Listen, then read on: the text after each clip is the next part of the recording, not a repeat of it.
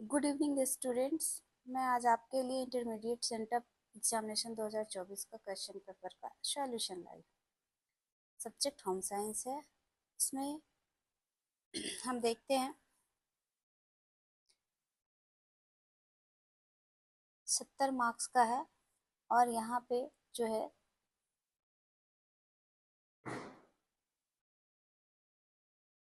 Student के लिए निर्देश दिए गए हैं, वो आप पढ़ लेंगे। अब हम यहाँ से क्वेश्चन बनाने वाले सेक्शन में आएंगे जो लिखा हुआ है। प्रश्न संख्या 1 से 70 तक के प्रत्येक प्रश्न के लिए 4 विकल्प दिए गए हैं, जिनमें से एक सही है। 4 ऑप्शन है जिसमें से एक सही है। अपने द्वारा चुने गए सही विकल्प को ओमर शीट पर चिह्नित करें। आपको 35 प्रश्नों के उत्तर देने हैं। यदि परीक्षार्थी 35 से अधिक प्रश्नों के उत्तर देता है तो प्रथम 35 उत्तरों को ही जांच होगी। 70 प्रश्न दिए हुए हैं पर हमें इनमें से 35 ही बनाने हैं। अगर हम एक्स्ट्रा भी बनाते हैं तो हमारे 35 मार्क्स ही मिलेंगे और 35 बनाते हैं तो 35 ही मार्क्स मिलेंगे। तो हम 35 क्वेश्चन ही सॉल्व करेंगे, पर इसमें से जो क्वेश्चन हमारी इच्छा होगी हम उसी को चूज करेंगे। तो हमारा फर्स्ट क्वेश्चन है यहाँ पे, कौन सी ग्रंथि पुरुष प्रजनन अंग से संबंधित है? तो प्रोस्टेट ग्रंथि है। प्रोस्टेट ग्रंथि क्या है? प्रजनन अंग से संबंधित ग्रंथि प्रोस्टेट ग्रंथि है, जो मूत्राशय के नीचे मलाशय के सामने अखरोट के आकार में उपस्थित होती है। यह स्खलन के लिए अतिरिक्त तरल पदार्थ जोड़ता है, जो शुक्राणु को पोषण देने में मदद करता है। तो ये इसका ये आंसर होगा। अब क्वेश्चन नंबर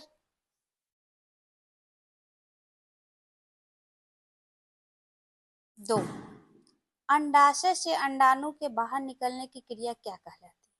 तो अंडोत्सर्ग कहलाती है। ये सही होगा।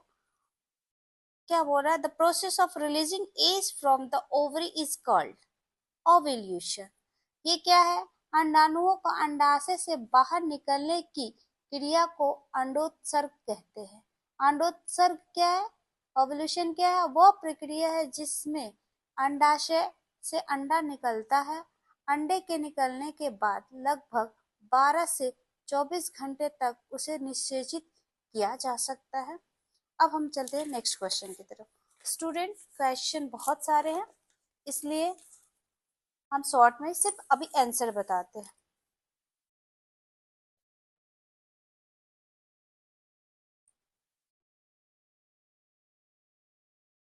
क्वेश्चन नंबर 3 है, निम्नलिखित में से कौन सी ग्रंथि इंसुलिन बनाती है?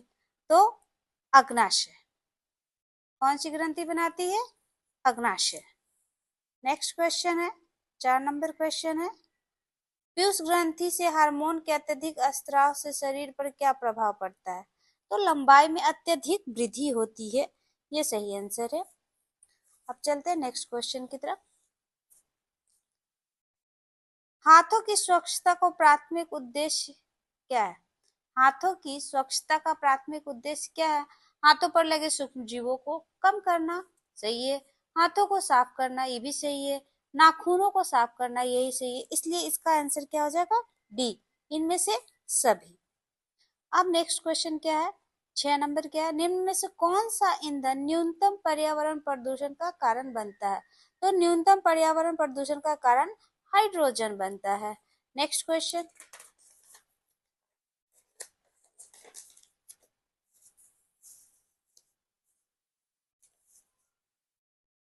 नेक्स्ट क्वेश्चन है इसमें से 7 नंबर, निम्न में से कौन जल को प्रदूषित करता है? निम्न में से जल को प्रदूषित कौन करता है? तो कीटनाशक दवा भी करते हैं, औद्योगिक जल भी करते हैं, मानव गतिविधियां भी। तो इसका डी नंबर सही हो गया। अब है नेक्स्ट क्वेश्चन है, गांव की सफाई का क्या लाभ है? स्वच्छ वातावरण होगा, कम प्रदूषण होगा, बीमारी मुक्त होगा। हमारा गांव क्या होगा? बीमारी मुक्त होगा। इसलिए इसका भी आंसर क्या हो जाएगा? डी नंबर हो जाएगा। निम्नलिखित में से कौन जल जनित बीमारी है?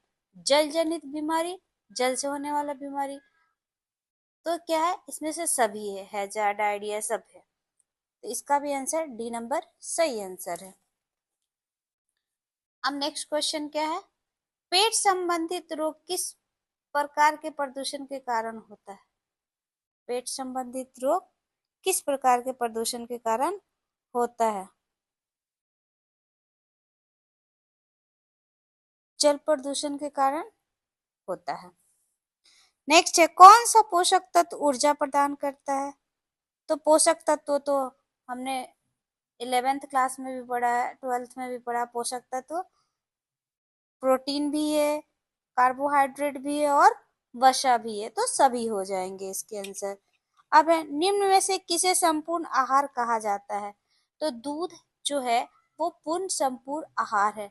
मक्खन संपूर्ण आहार नहीं है, घी नहीं है, दही नहीं है, दूध क्या है? पूर्ण संपूर्ण आहार है।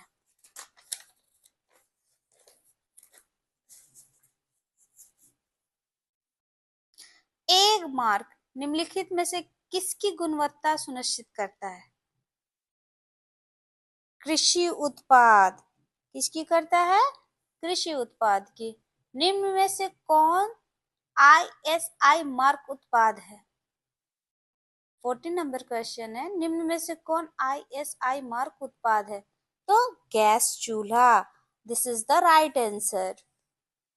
निम्न में से 15 नंबर क्वेश्चन है, निम्न में से कौन अपमिश्रण का एक प्रकार है? तो नकली को असली बताकर बेचना। हमने जैसे पढ़ाया है कि नकली चीजों को असली बताकर बाजार में बेचना, तो क्या है? ये भी अपमिश्रण है। बासी को ताजा बताकर बेचना, गलत लेबल लगाकर बेचना, तो ये इसका आंसर भी क्या हो जाएगा? डी हो जाएगा, सभी हो जाएंगे। अब क्वेश्चन नंबर 16 पे आते हैं, आहार आयोजन का महत्व।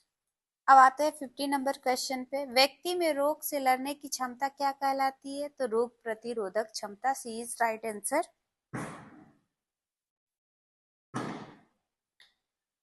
क्वेश्चन नंबर 51, निम्नलिखित में से मनुष्य की कौन सी ग्रंथि अधिक हार्मोन स्रावित करती है? तो कौन सी ग्रंथि करती है? पीयूष ग्रंथि। D is right answer.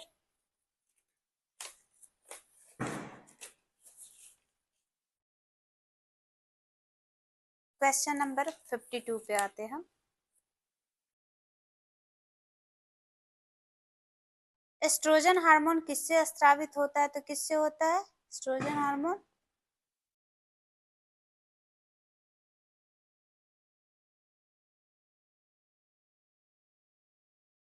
Question को रहने देते हैं, हमने इसका टिक मिस्टेक वाइज नहीं लगाया है आंसर। वुडी किससे संबंधित है? तो वुडी वस्तुओं की बनावट से। इसकी डी आंसर जो है बिल्कुल सही है, बिल्कुल राइट आंसर है। निम्न में से 50 नंबर क्वेश्चन, निम्न में से किस अवसर पर विशिष्ट परिधान की आवश्यकता नहीं होती है? मृत्यु पे। उसमें तो जैसा पहनो वैसा चला जाओ पहन के, विशिष्ट ड्रेस की क्या आवश्यकता है? निम्न में से कौन सा समूह दूध से बने भोज्य पदार्थ है? पनीर, छेना, लस्सी। पनीर भी दूध से बनता है, छेना भी दूध से बनता है, लस्सी भी दूध से बनता है, इसलिए B is right answer. Question number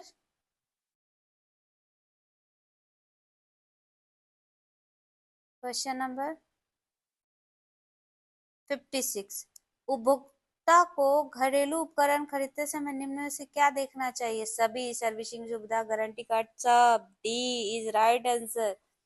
57 question पे आते हैं, खाना पकाने की सही विधि का प्रयोग करने से प्राप्त होता है, क्या प्राप्त होता है? तो अधिकतम पौष्टिकता। बी नंबर सही है।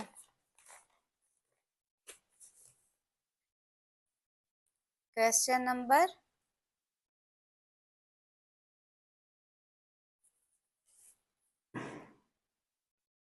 58, क्षय रोग के फैलने का माध्यम क्या है?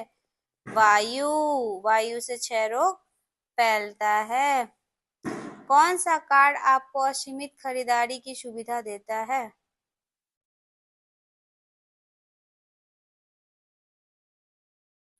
Credit card.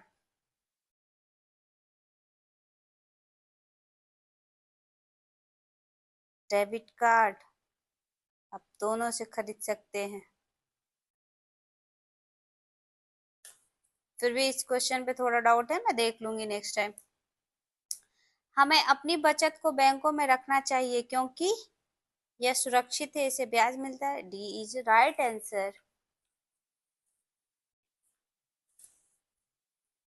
जन्म के समय बच्चे को क्या कहा जाता है? नवजात। ए इज राइट आंसर। किस तत्व की कमी के कारण घेंघा होता रोग होता है? तो सबको मालूम होगा, आयोडीन। ए सही आंसर।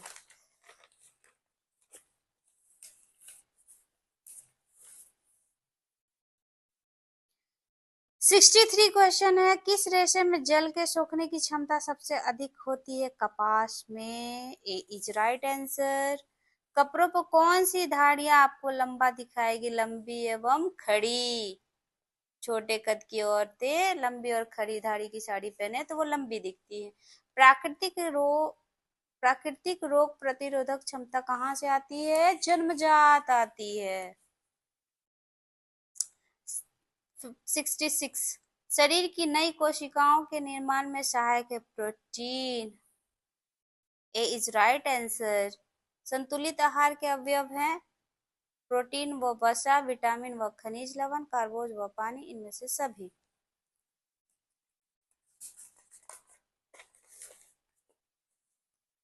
क्वेश्चन नंबर अब है 68। निम्न में से कौन खाद्य अपमिश्रण का प्रभाव है? आहार तंत्र के रोग, आंखों की रोशनी जाना, लीवर खराब होना, ये सभी। D number. D is right answer. Next question है 69 का। वसा के अधिक सेवन से कौन सी बीमारी होती है? मोटापा आता है। A is right answer.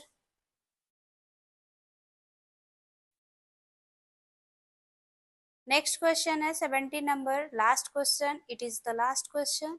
यह अंतिम प्रश्न है। निम्न में से कौन घरेलू गतिविधि नहीं है? बाजार जाना।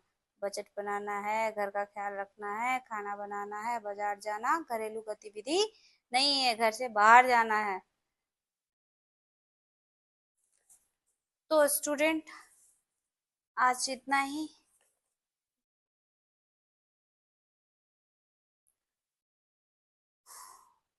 उम्मीद है आप सभी अपने क्वेश्चन से आंसर सही मिलान कर लेंगे और इस क्वेश्चन को एक बार पढ़ लेंगे अच्छे से।